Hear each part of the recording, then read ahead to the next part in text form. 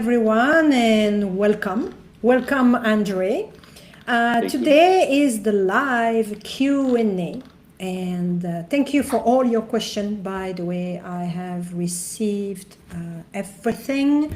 Originally, we planned the Zoom closed doors, and we decided that we will open the doors to everyone. Finally, they had so many questions, and I'm sure that the question that I have received will answer to your own personal question regarding love and relationship. Now I would like to do a little checkup to see how it's going on Facebook and everywhere else. Just give me a few seconds. I can see. Okay, yeah. Okay, we are live on Facebook, we are live on LinkedIn, and we are live on YouTube. The funny part of it is I don't know if I'm live on my Facebook page or on my Facebook personal profile, but that's not really important. For all of you, you have the choice. You can follow us either on YouTube, on LinkedIn, or on Facebook. We have tried earlier on Instagram. It was like a marathon, and to be honest with you, we gave up. Okay, here we are live on the three platform, and I want to say welcome to everyone. Thank you. In Los Angeles, it must be 8 a.m., right? Something like that? Yeah, here it's 7:36. 7:36 in the evening here in Dubai. Again, welcome to all of you all around the world. We are live with André Paradis directly from Los Angeles, and I'm Sabine, your host, and I'm based in Dubai. Let's start, because I had a lot of questions. Rock and roll. People have the choice to come live asking their question or send by email, but because it's a touchy subject sometimes for some of them, I received lots by email. Let's start, André, with the first boiling question. Yes. From Ravi. Ravi is in Bangalore, and Ravi was asking, how do I stop repeating toxic relationship patterns? From Ravi in Bangalore. Yeah, that's a good question. Thank you, Ravi, for the question. And you understand that question yourself very, very well, right? The cycles of our lives are all based into childhood trauma, and you know, so if you were raised in a family where there was insecurities, you weren't loved right, you were abandoned, you were neglected, you were abused on some level, right? There's all levels of this. We ended up basically believing about ourselves that we're not good enough, we're not, you know, whatever it is, the memory isn't in your head, literally. You could forget, because it kicks in about 5 years old, 5 to 7 years old, and then you have a belief about yourself. So if you believe you're not lovable, that you're not good enough for love, that the world's a crazy place, that women are dangerous, that men are crazy, right?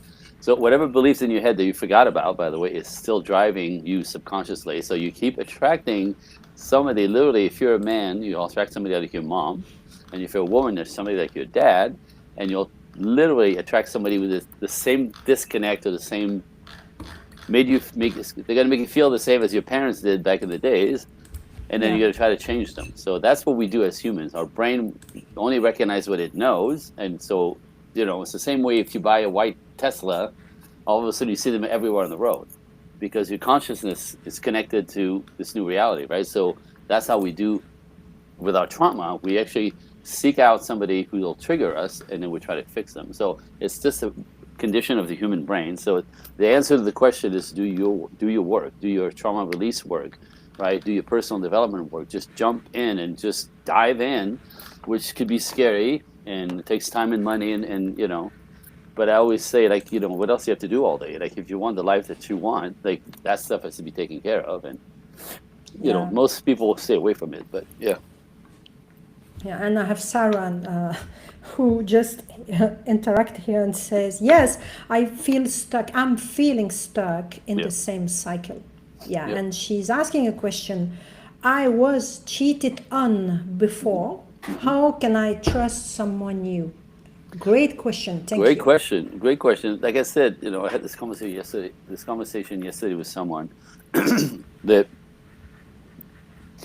there's always a risk in everything that you get invested in, whether it's just financial or things from the heart, relationships, right, or whatever. So you have to take a risk in order to win at life, right? Business people know this.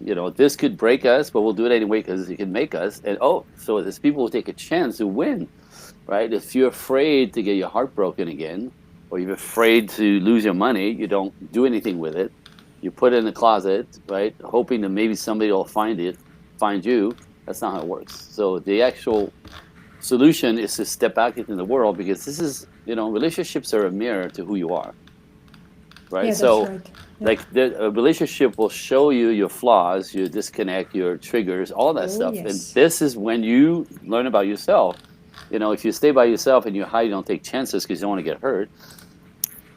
Like I said, like any business person will tell you, like, if you don't take a chance, you get nowhere. And so you can leave a safe, secure life maybe in your head, but a very small, unsatisfying life. So take a chance. What else do you have to do? But with people like you and me to guide you to understand your own psychology, and your psychology of a man if you're a woman, and psychology of a woman for a man, you can learn this stuff, and it becomes much less scary when you actually have a way to connect the dots with what works, understanding that what doesn't work and why that doesn't work, and so that's what I suggest. Got to take a chance. Thank you for this great answer. Wow. Guys, do you realize that you have a lot of work to do if you want to succeed, but it's time to stop avoiding and dig deeper. Seriously. To see your own flaws, because you attract what you are, either relationship or anything else. Absolutely. I have a question here now. Let me read. Yes, from Ahmed. Ahmed from Doha. He is asking, what advice do you have for people who fear rejection or being left? It's called an avoidant personality type, avoidant or anxious personality type, right? Again, this is a good direct result in how you were raised and how safe and loved and cherished you felt as a child. So that's the challenge, right? So same thing, if you're afraid, the question again one more time, just because I have two folds, I think. Yes, I will repeat again from Ahmed in Doha. What advice do you have for people who fear rejection or being left over? So left in the cold. Yes, for sure. Interestingly enough, it's the polarity of the relationship, yin yang, masculine and feminine, right? Black, white, whatever it is. Everything in nature is polarized. And in every relationship, there's one who's afraid to be dumped, to be left behind. Right? Where the other one is afraid to get sucked in and lose themselves in the relationship. Those are both anxious or avoidant dynamics. So again, if you weren't loved right and you were raised where emotionally you weren't really seen and heard as a child, we become anxious in relationships if it doesn't work, right? Afraid to be dumped, afraid to lose themselves. So understanding that's kind of a norm, but again, the same thing, we'll go back to doing the work. It's your life. There's patterns in your head, the subconscious that you forgot, that are driving you. So again, I always say, if you watch yourself looping, same result, like from like 15 years old to 22 years old to 29 years, and you're the common denominator. You have to do your work. It's you and your subconscious driving the thing, but you're not holding the wheel until you actually take the wheel. Yeah, practically, it means the same. It's rooted in the childhood. Yep. You know this. It's always that. It's always that. Yeah. Okay, next question from Nadia in Brussels, Belgium. Love it. Your country, your home country. Yes, from my place. I'm not from Brussels. I'm from Liège. But you're still from. But, Brussels is there. Liège is here. Yep. Okay, she's asking, should I heal myself first before I start dating again? Absolutely. I know the answer. It's a yes. Absolutely. It's a complete Clearly. yes. And also, Yeah, but you know yeah, what's yeah. interesting that I see a lot is that people will, you know, say stuff like, I got to be me, I got to find me, I got to sort of do my work, I got to, you know what I mean? And often will pull themselves out of the world and relationships, trying to do my work, which is great, but you have to do your work with a relationship as well. Otherwise, again, you need the mirror. So as you're doing your work, the mirror Mm-hmm. has to smack you in the face with how you show up, the energy you show up in. Are you anxious? Are you avoidant? Are you afraid to be whatever, right? And notice that the opposite is what you're attracting. And so it's an adventure. It's an adventure, but do your work. You have to. If you're not okay, you can't attract a person that's going to be good with you. If you're not okay, you're going to attract not okay, right? So Yeah. get yourself okay, but don't get in that mindset for like 6 years. I'm working on myself. Well, yeah, but that has to be done with the world and with relationships, all your relationship, and somebody like you and I could help. But absolutely. Thank you, Andre. Very precise. I have a reaction regarding Nadia. Yeah. Mera says, I also wonder this, how much healing is enough before Well, dating again? absolutely. So it's a journey. Obviously, it's a journey. As you heal, you're not so triggered, scared, edgy, right? Like, so, and you'll know because as you do your work and things settle, you'll be able to see the world and relationship in a new light, and you'll start attracting people that are not confirming your childhood trauma, people who actually will see you and hear you and actually be able to be adult to adult, I call it, with you. So part of the work is get that stuff off of you, right? Kind of Mm-hmm. stabilize. It takes a minute, and from there you'll start attracting a different type of person. And then from the place of understanding your stuff, this is where you can negotiate with that other person with, you know, your triggers, the things that flip you off, that flip you out. You know what I mean? Like, so yeah, you gotta get some work done, and then step into, okay, let me give this a try again. Yes, now you have information. Now you have tools. Is what I want to say. So yeah, work first. Yeah, thank you. Hey, let's go for the next question. Let's go. Paul in Rome, Italy. How can you tell if someone is just selfish or if they are truly toxic like a narcissist? Beautiful. God, that's a great question. So in my world, it's very simple. The relationships are about negotiating your wants and needs, negotiating the way you want things, right? There's a way to do this adult to adult. Most people don't really know how to do it, so they're trying to like insist on some things. I'm tired of this. I want you to. So often we try to change each other, which was that's why it doesn't work. You can't change anybody, kind of thing.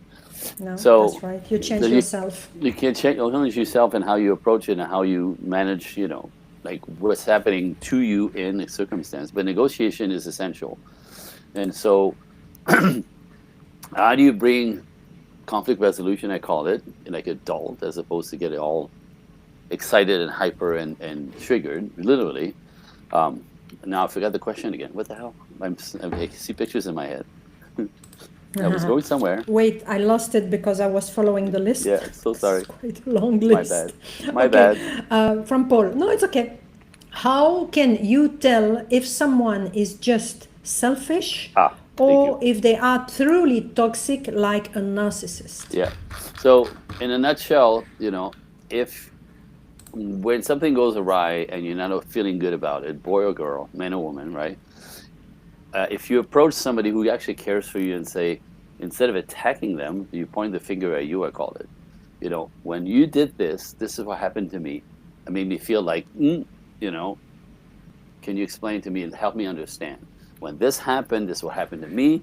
It made me feel like, boop, is that what you meant to do, right? So if you don't point the finger at them, like, I'm tired of this, you need to stop talking to you never, right? That's what doesn't work. So point the finger at you into what doesn't work for you, and a person who cares for you, man or woman, right? Because you're not shaming him, you're just telling what's happening to you, will actually either adjust or explain.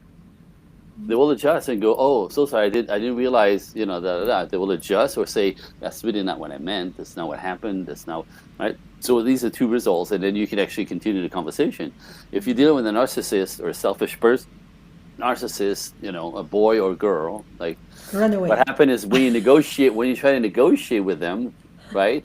They make you wrong for what you're not comfortable with. They make you wrong. They point the finger back at you with, "It's not me, it's you. You're too sensitive. You too." So now they shame you even in asking for adjustment.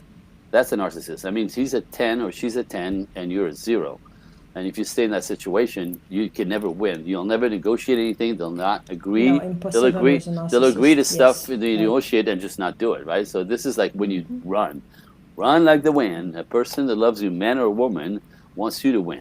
A person who's all about themselves wants you to be lower than them, and they'll play with your mind. Yeah. Then close the door. No way to Bye be bye. with people like this. But No way. I No winning. think also the question is coming because many, this is my own opinion of what I have seen in therapies with my own clients. Many are attracting relationships that are toxic or narcissist people, mostly because they are like what we call people pleaser, give too much, forget themselves, and wants Yep. to be also acknowledged by giving Yep. more and more and more, to be recognized, to feel I'm existing. And often those type of people are the one we call hypersensitive, highly Yep. sensitive, or empath Yep. people. And they are the one who needs to heal the wound to avoid attracting Absolutely. either selfish, toxic, or narcissistic Yeah. Yeah. personalities. Yeah. Yeah. Okay. For me. I see it as when you're not loved right as a child, you feel you're not good enough, and then you try to overdo it and be perfect Yeah. and be that person. You become the person that you don't want anybody to go through what you went through, so you become over accommodating, over helping, and it's weird because people will take advantage of that.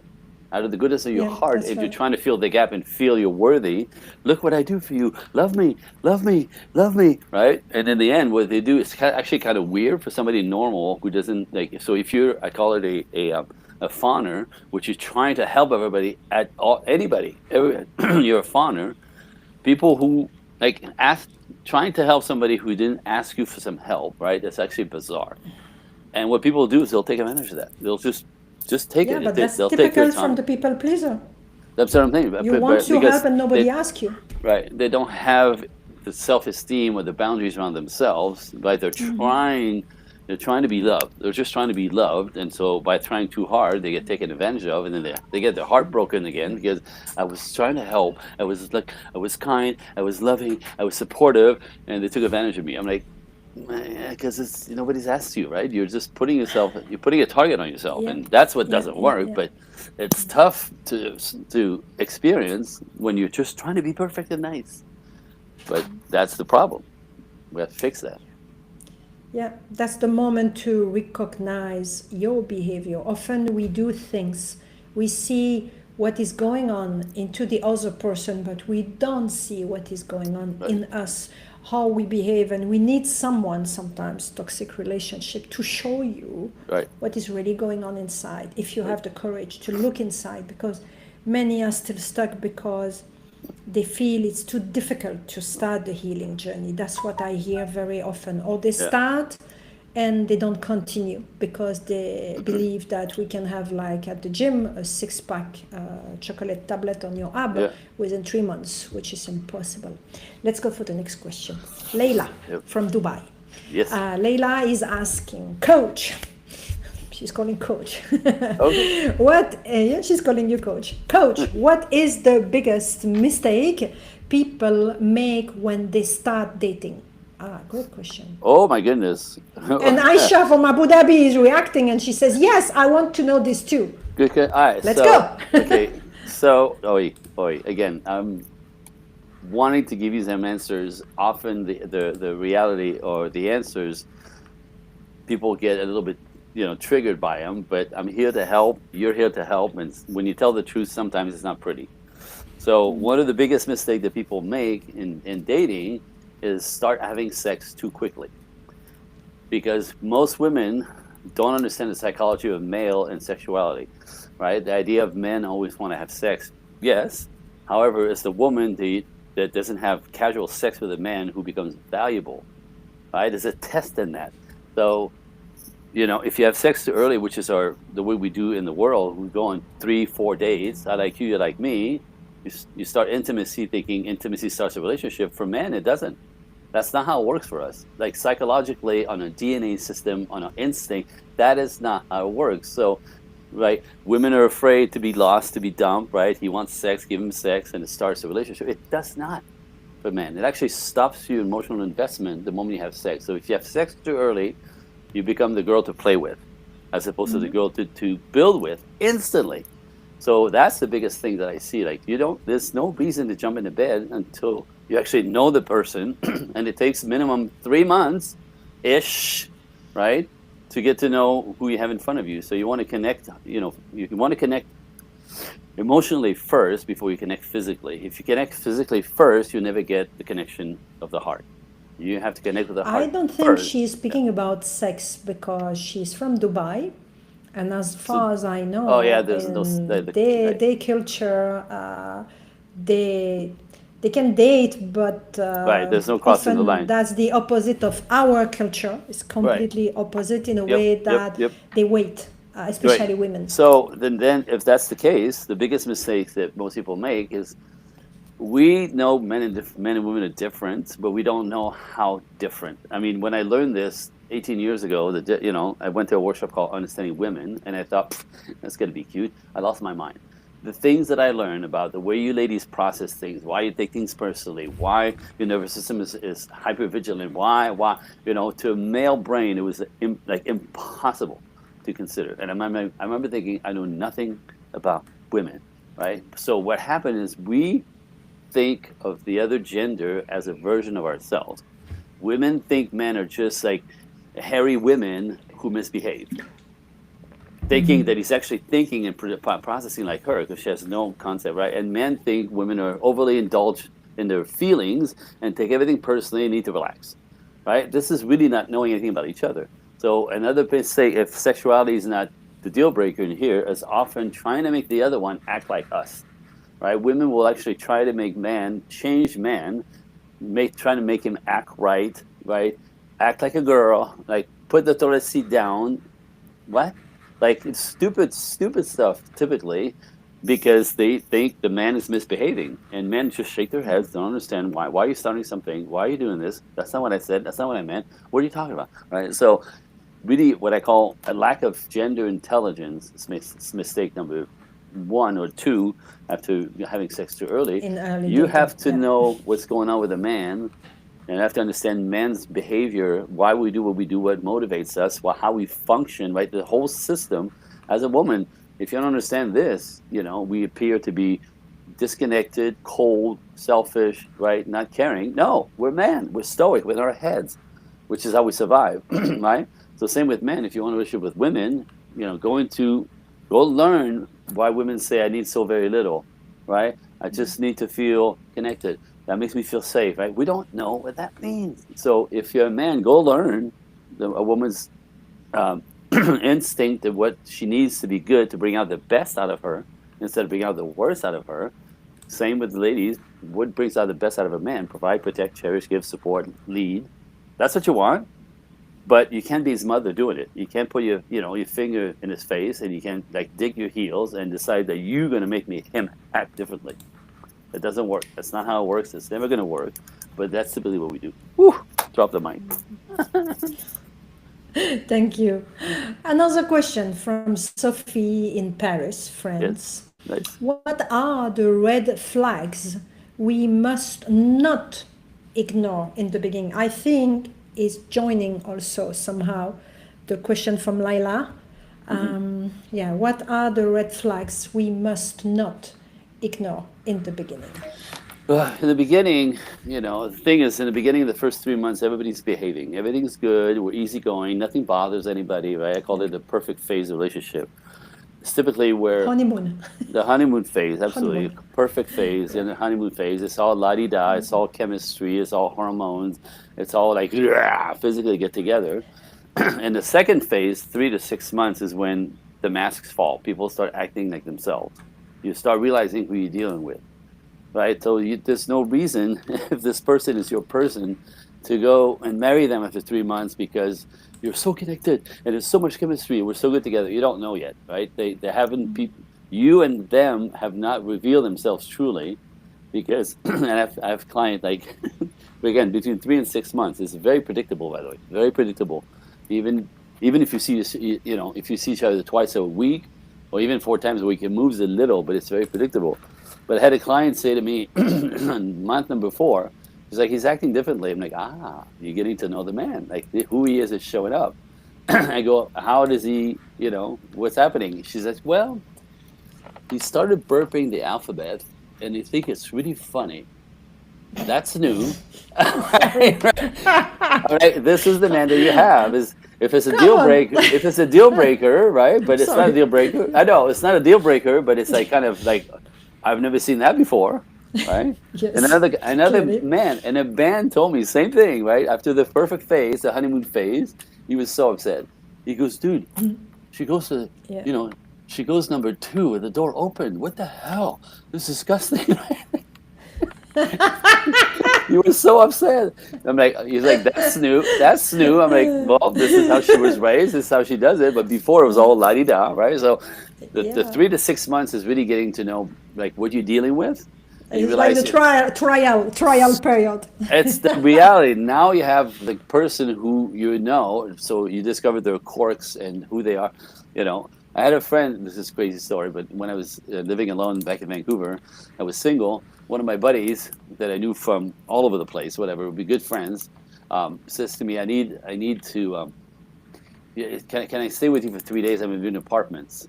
You know what I mean? I had a 1-bedroom. I'm like, sure, you're stuck, fine, sure.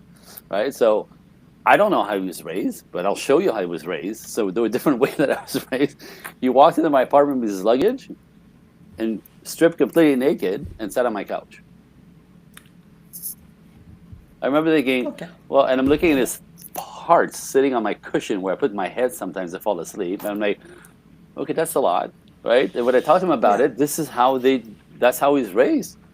At home, you're naked, right? So he walked in the bathroom when I was in the tub. I'm like, dude, but that's how. So you don't know somebody until you get to know somebody. And like I said, 3 to 6 months is when you discovered all weird stuff, all weird, And then the next phase is really commitment phase, where you start negotiating your wants and needs, and then it goes into, the negotiating phase. Consider and then a 6 months trial period. Well, it's actually a whole year. It takes 12 months to find out to okay, 12 months trial period. It is. It absolutely is. You don't know the person until the 12th month. You have to go through the 4 seasons. And I think many ignore that, by the way. And nobody knows that. Nobody knows that it actually exists or works that way, because we think we're independent, we do whatever we want, we make choices, right? But like nature, because everything I teach is nature, science, biology, psychology, like you, and anthropology. In nature, there's rhythms to everything. There's days, weeks, months, seasons, right? And we think we're outside of that. But we're very cyclical and very systematic, and we follow nature in systems, and we don't even realize that what happens in a relationship. There's 6 cycles to build a relationship. 4 cycles, 4 seasons, 12 months. Boom. Yes, boom. It's exactly like when you find a job and you have a trial period. Same way. Huh? Yep. Same way. Wow. Okay, allez, let's go for the next question. It's from Anna, London. She's asking, what are 3 good questions to ask on the first date? Interesting. So I'm going to say this again. People don't like this, but it's how it works best. This is what, when you date a man, men know exactly why they're there. They're on the date because they like you, there's something about you, and they're trying to find out who you are, right? They're trying to find out if you're a fit with them in the future. So he's going to ask you a bunch of questions. If he's a masculine man, he's going to ask you a bunch of questions. Where you come from, how's your family, blah blah blah. What are you passionate about? Like, because they want to know who you are. But what women often make a mistake with, not understanding that he's there trying to find out who you are, right? Is that women all make the mistake of trying to interview him because they want to know who he is, right? And they don't want to waste their time, which is masculine, right? They're trying to get to the point. And I had a woman ask him, like, so what are your deal breakers? And do you love your mother? And he's like, what? Like, that's not why a man's on a date, especially the first one, right? The first 3 dates. Does your mother is kind because she will be my mother-in-law? I get it. I get it, No, but kidding. not on the first date. Not on the first date, because basically, if you sit back, I call it, as a woman, he will lean in and dig, and ask you a bunch of questions. That's the normal masculine, right? If he talks about himself the whole time, that's a boy. He's trying to Yes. peacock and he's trying to seduce you and cares nothing about you and not care. So. But a man will ask questions, right? So if you're asking questions or trying to figure out who he is up front, you're going to irritate him, and you typically won't get a second date.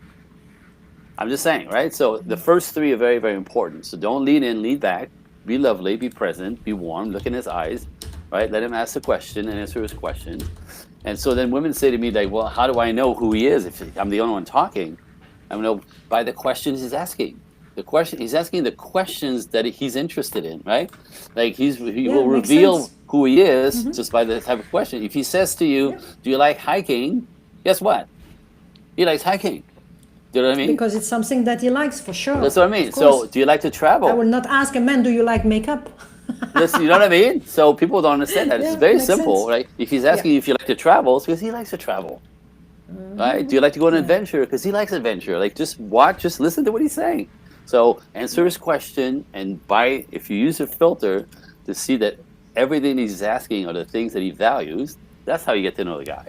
But if you lean into him and ask him questions too much, too hard from the front, because you don't want to waste your time, this is when he finds you irritating, and he's like, yeah, she's lovely, but, yeah, she was pretty, but, yeah, she was, but, and women, again, men, if you understand that men are very binary, you're a yes, or you're a no. There's nothing in between. So he goes on a date looking for a yes. No, she's lovely, but and I never got to ask her what I wanted. I don't know who she is. She kept talking. Like, I'm just saying, that's what men say, right? And she was leaning in as opposed to leaning back, right? He wants to lean in. And so, lovely, but no. She was pretty, but no. He's already irritated at her first date. You don't get a second date. You don't get a third date, and women are like, what's wrong with me? What's wrong with me? Just lean back. That's with a masculine man, right? That's what they want. They want to drive this. They want to, explore in. They want to know what they're getting into. Let him talk. That's the question, I mean. Yeah. And I want to say at the same time, people are asking those questions because personally I think it's hiding a fear also. And I want to say in any date you have, no matter what, you never know what will happen. It will be always feelings, because that's how humans are reacting, through feelings. Sometimes you can feel the person right because you are bonded through your trauma, not love. Straight up. But I want to say, be yourself. Don't try to pretend to be someone else or impress the person, because sooner or later the mask will fall on one side or the other. You like me, you like me. You don't like me, you don't like me. I'm who I am.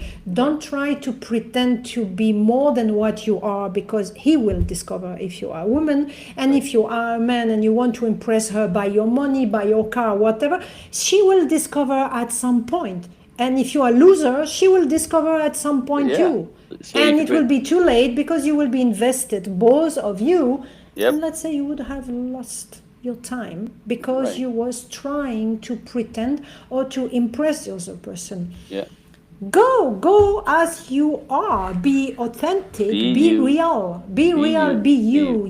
Be the real you. But I think this is the most difficult part for each and everyone. Coming and presenting yourself, showing yourself everywhere you go, at work, in relationship, and say, this is me.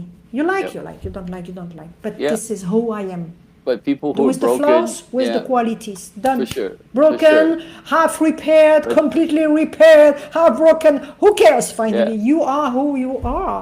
but And that that would be require my best advice, I would say, absolutely. because I have often the case with many of my clients asking questions, not the same type, but that Yep, leads finally to the same root of the problem.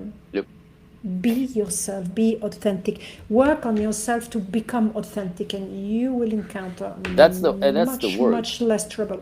That's Yeah, the work, that's the right? word. Because again, Yeah, the way only a healthy person who knows who they are can say, "I'm not okay with this.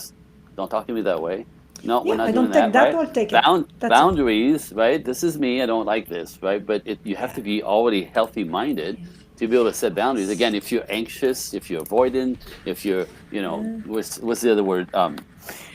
When a mixture of both, right? It's again, you're going to try to make people love you, please you. You're going to become what you think they want, not been guessing, by the way. And in that, you're not authentic, and people kind of don't feel you, like they know it's not really you, right?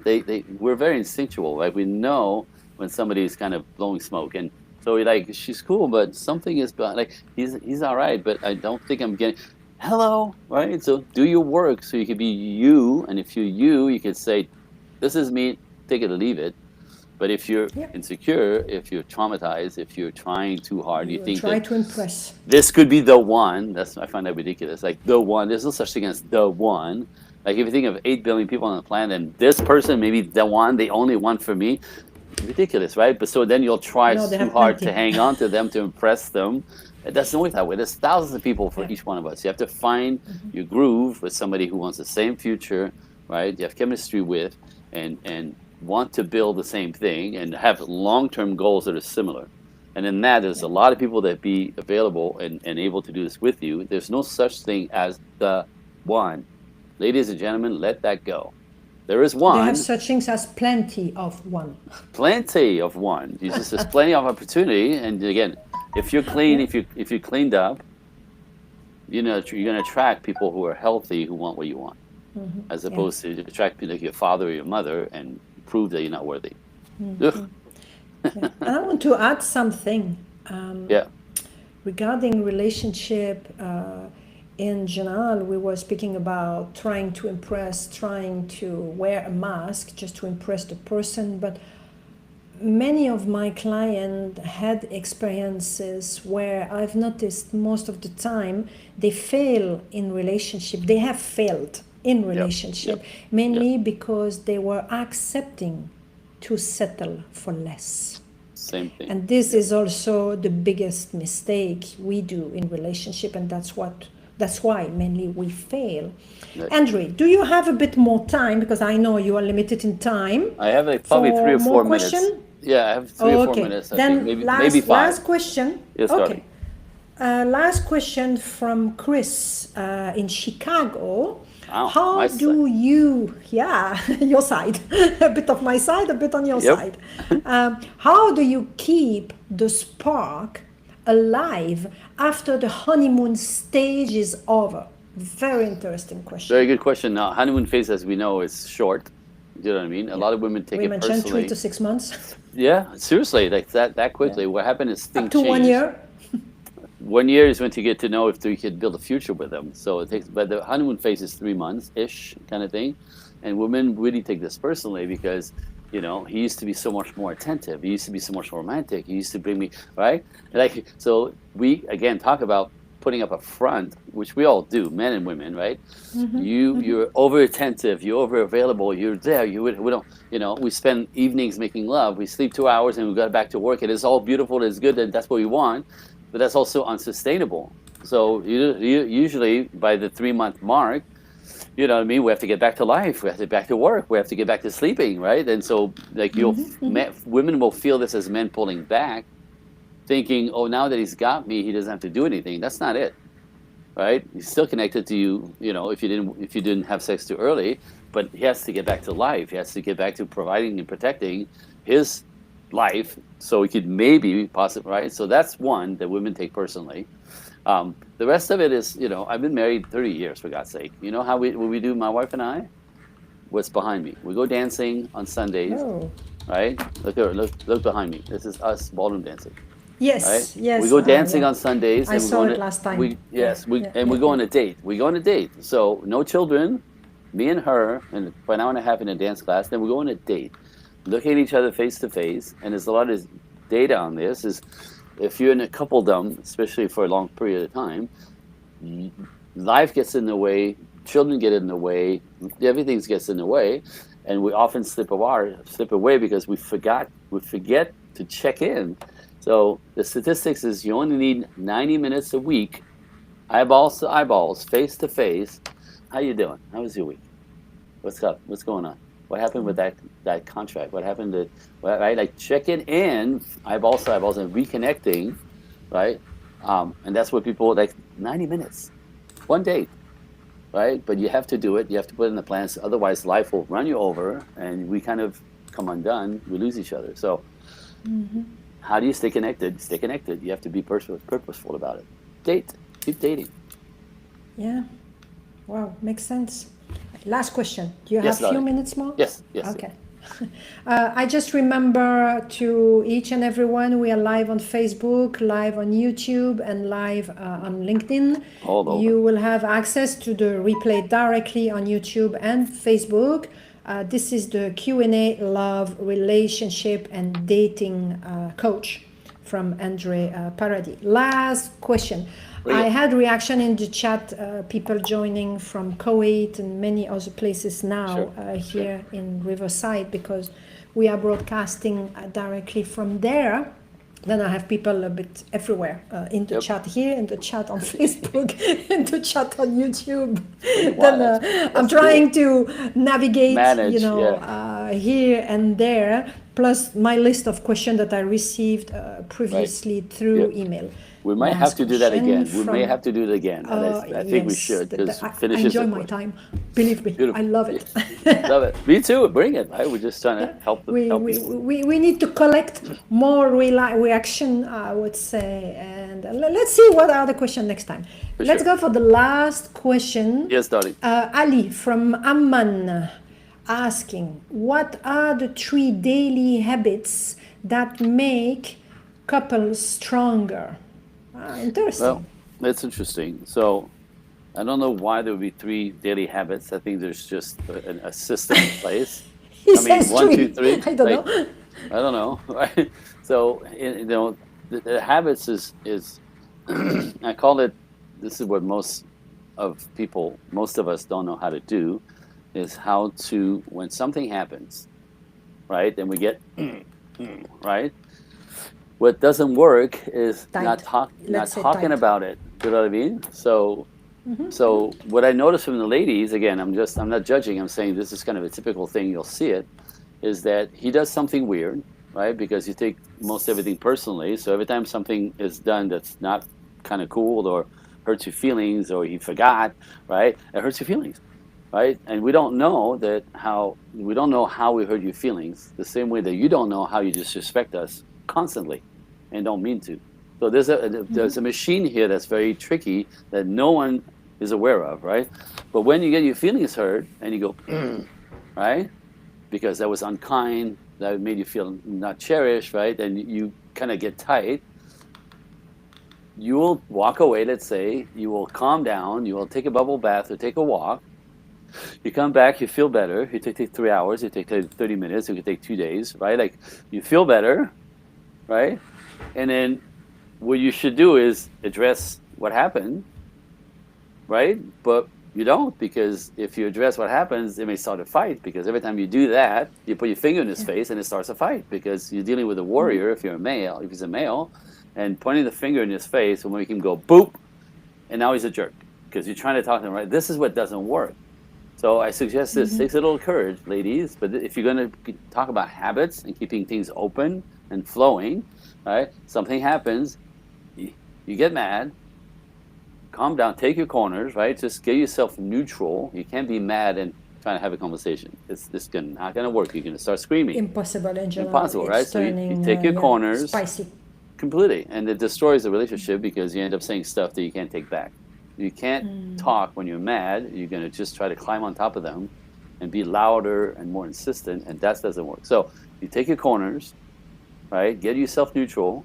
Now, by the way, most of the time when he hurt your feelings, he has no idea he hurt your feelings, which is for women like unthinkable. And most of the time it's a trigger if he's hurting your feelings. Absolutely, right? Most of absolutely. the time. But he doesn't know what happened. He doesn't know he triggered you, right? Because it's a trigger. So like I said, just take a break, come back neutral, and just what I said to you earlier, right? So, do you have a second? Sure.